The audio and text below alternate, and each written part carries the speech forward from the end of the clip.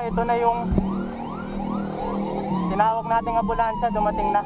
Dinalaw na naman ako ng kasipagan, kaya kahit hindi magandang panahon ay nagbiyahe ako. Paiba-iba kasi yung panahon, minsan maaraw at bigla na lang uulan. Naglalamog muna ako dahil mamaya pa naman ang schedule ko kay Foodpanda. Mga malalapit lang ang kinukuha ko para di na ako lumayo sa area ko, para mamaya lagi na lang kay Foodpanda. Medyo maganda nga ang biyahe ko ngayon kay Lalamove. Nakatatlong booking na ako sa loob lang ng 1 oras. Shoutout sa mga kids, lumapit sila para humingi ng barya pero tinapay na lang ang binigay natin. Para sa akin, mas okay na pagkain na lang ibigay sa mga nanglilimos para makasisiguro tayo na mapapakinabangan nila ito kesa naman sa pera na hindi natin alam kung sa kanila ba talaga ito mapupunta. Umulan na nga kaya nakisilong muna ako dito sa bus station sa may Kaibigan. Alanganin nga yung ulan kasi nga malapit na magsimula ang biyahe ko kay Foodpanda. Buti na lang nakisama ang panahon at tumila din ito agad. Kakasimula pa lang ng duty ko kay Foodpanda at pinasukan agad ako ng order. Pansin ko marami talagang customers kapag maulan. Convenient kasi na magpa-deliver na lang ng pagkain kaysa lumabas pa para bumili. Nasa muson na ako nang umulan na naman kaya pagka-deliver ko nakisilong muna ako. Shoutout pala kay sir. Medyo nakapagkwentuhan kami at nagbabalak pala si sir itry si Lalamove gamit ang sedan niya. Habang ginagapang ko ang muson para mapasukan ng order, may nasaksihan tayong aksidente. Hindi ko na videoan ang actual na aksidente pero nakita natin ang buong pangyayari. Nasa likuran ko yung motor at halatang nagmamadali kaya gumilit ako ng kaunti para padaanin siya. May jeep sa harapan at balak niyang overtaken. Problema,